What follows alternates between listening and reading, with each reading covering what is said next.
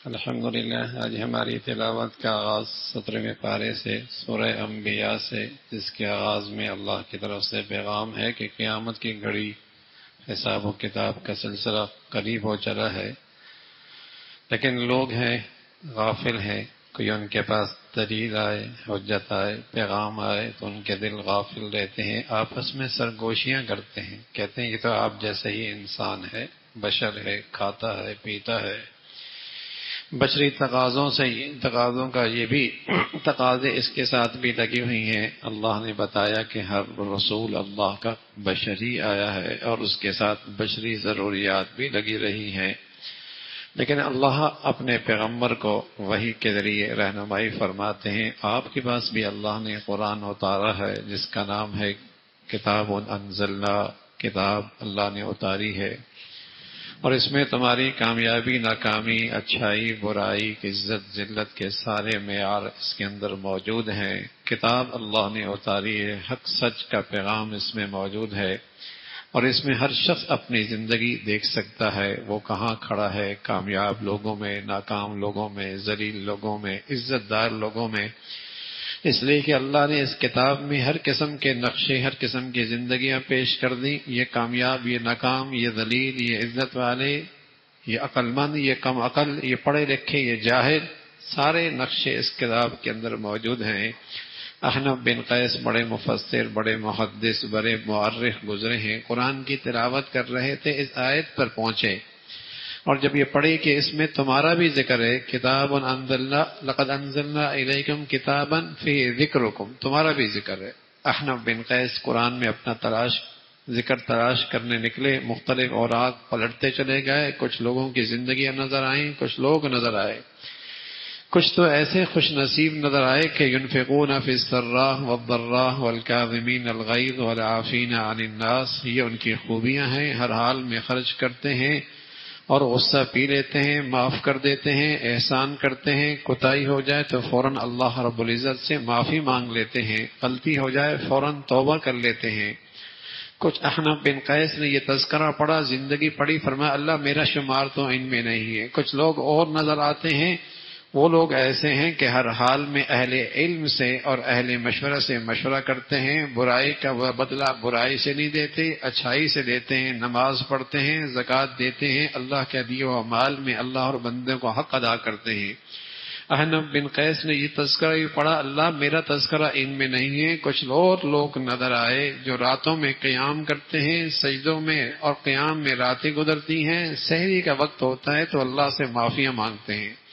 احنف بن قیس کہنے لگے اے اللہ یہ لوگ بھی برحق ہیں لیکن میرا تذکرہ تو ان میں بھی نہیں ہے۔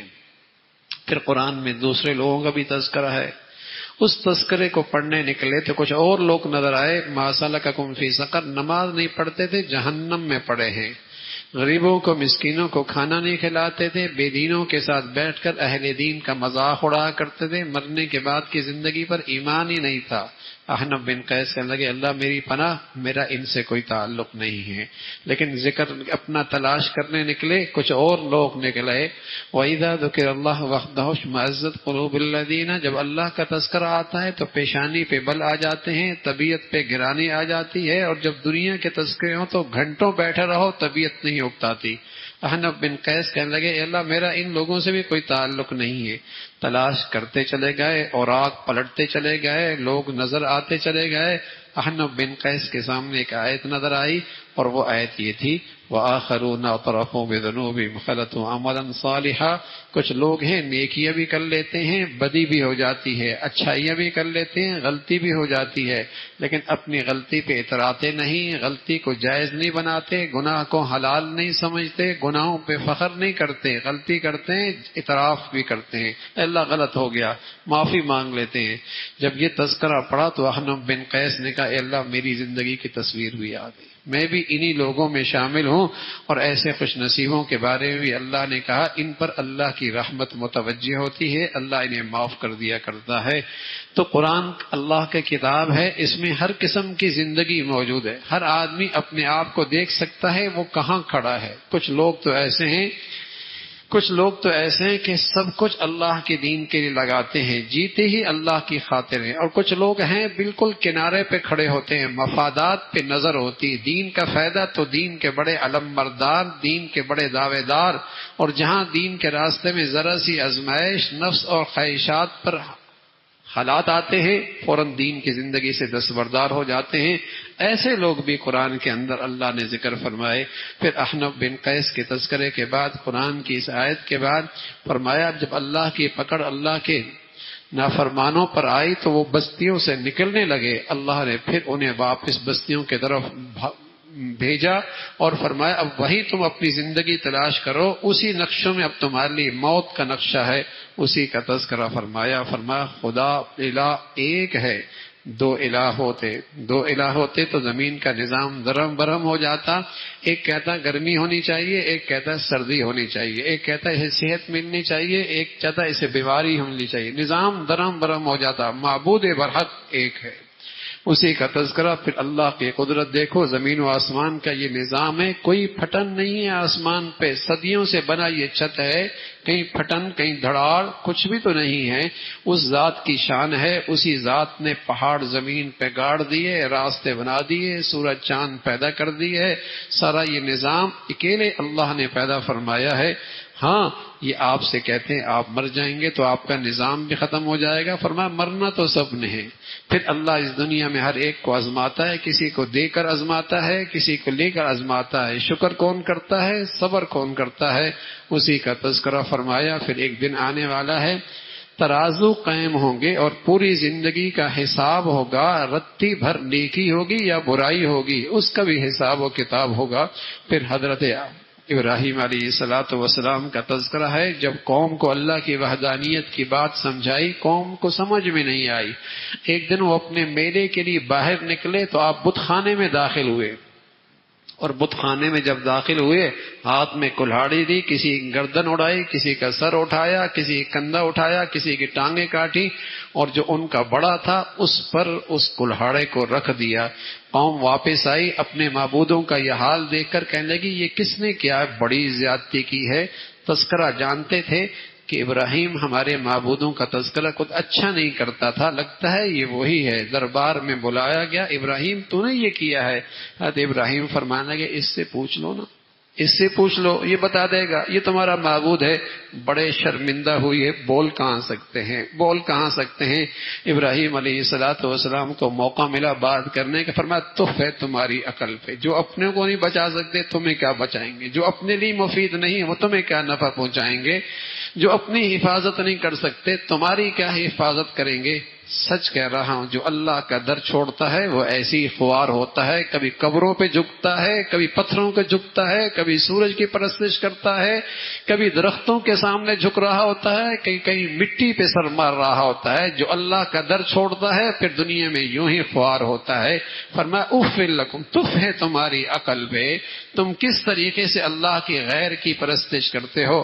قوم کے پاس دلیل تو تھی کوئی نہیں، حجت تو کوئی نہیں تھی، طاقت بہت تھی، اقتدار موجود تھا، طاقت موجود تھی، اقتدار موجود تھا، انتقام لینا چاہا، آگ کا ایک الاؤ جلایا اور مہینوں آگ جلتی چلی گئی، اور آگ کی شعاعیں اور بلندی کا یہ حال تھا، پرندہ اڑتا تو پرندہ بھی اس گرمی کی شدت سے نیچے گر کے مر جاتا تھا۔ ابراہیم علیہ الصلوۃ والسلام کو ڈالنے کا موقع آیا، کیسے ڈالیں، قریب کون جائے، اس زمانے کی توپ جسے منجنیق کہتے ہیں، دور سے یوں پھینکا ابراہیم علیہ الصلوۃ والسلام کو۔ اللہ بھی اللہ ہے، بڑی قدرت والے ہیں، آگ میں کیا طاقت ہے جلانے کی، آگ میں کیا طاقت ہے، وہ تو اللہ کی مخلوق ہے۔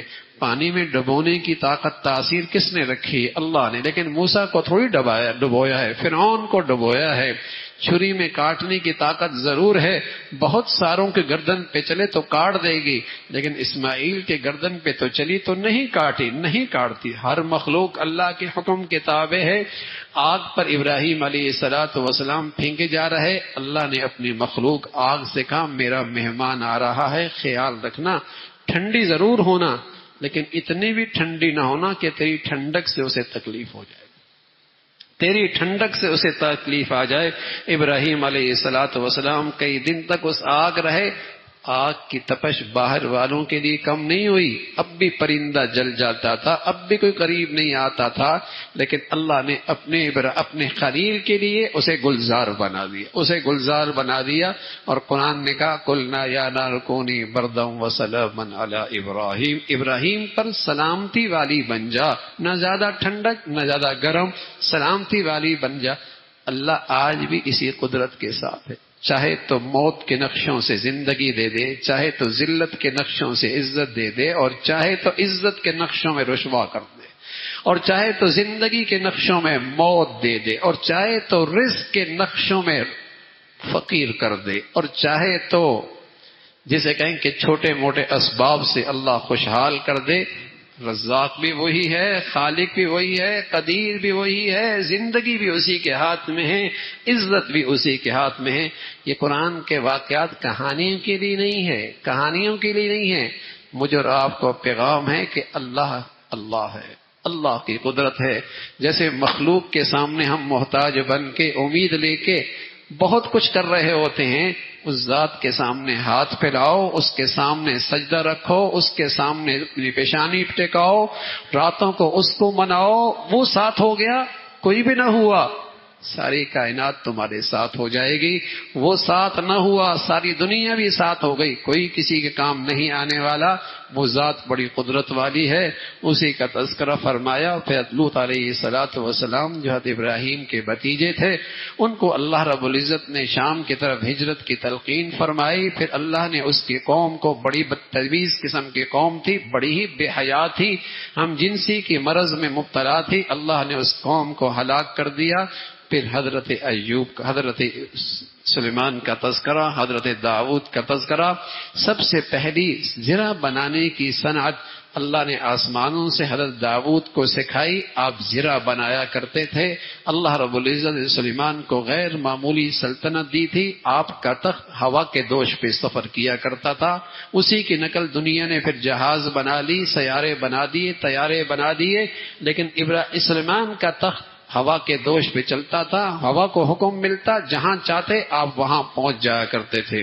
حضرت ایوب کا تذکرہ ہے، اللہ کے بڑے پیارے ہیں، لیکن بڑی آزمائش آئی، مہینوں نہیں سالوں بیمار رہے، سالوں بیمار رہے، سارے بچے انتقال گئے، سارا مال ختم ہو گیا، جسم بیماریوں سے بھر گیا، لیکن اللہ اپنے پیارے کے بارے میں کہتا ہے ایوب ایسا میرا پیارا ہے کہ اس نے میرا در نہیں چھوڑا، اس نے میری چوکھٹ نہیں چھوڑی، اس نے مجھے پکارنا نہیں چھوڑا، نعم العبد، میرا بڑا اچھا بندہ ہے۔ تو پھر اللہ نے ایوب علیہ السلام کو نجات دی۔ بس اوقات اللہ اپنے بندوں کو کن کن نقشوں سے اوپر بلندیوں پہ لے کے جاتے ہیں، وہ حکیم ذات ہے، وہ علیم جانتے، وہی جانتی ہے۔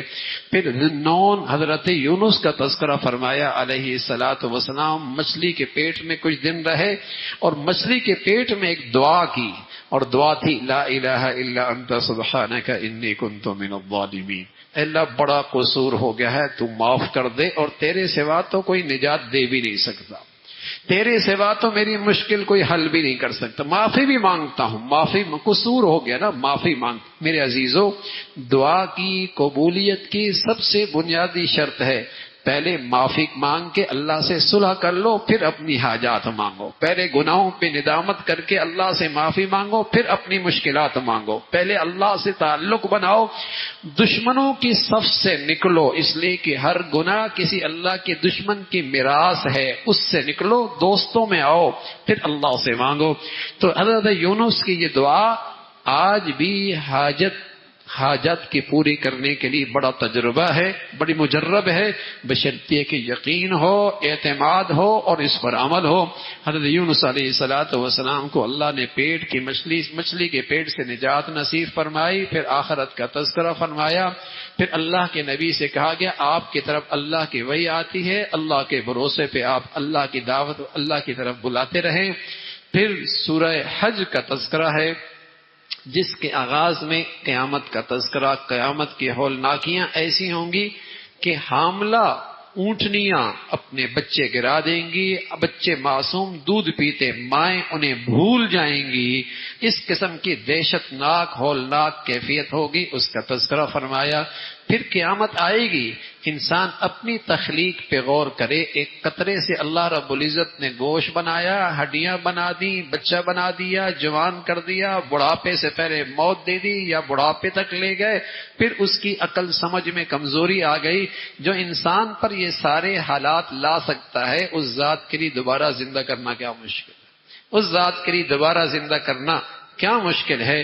پھر اللہ رب العزت نے ان لوگوں کا تذکرہ فرمایا جو اللہ کی ہر حال میں بندگی کرتے ہیں. اور کچھ لوگ ایسی بھی ہیں جو کنارے پہ کھڑے ہیں، صرف ان کی نظر مفادات پر، اغراض پر، خواہشات پر نظر ہوتی ہے.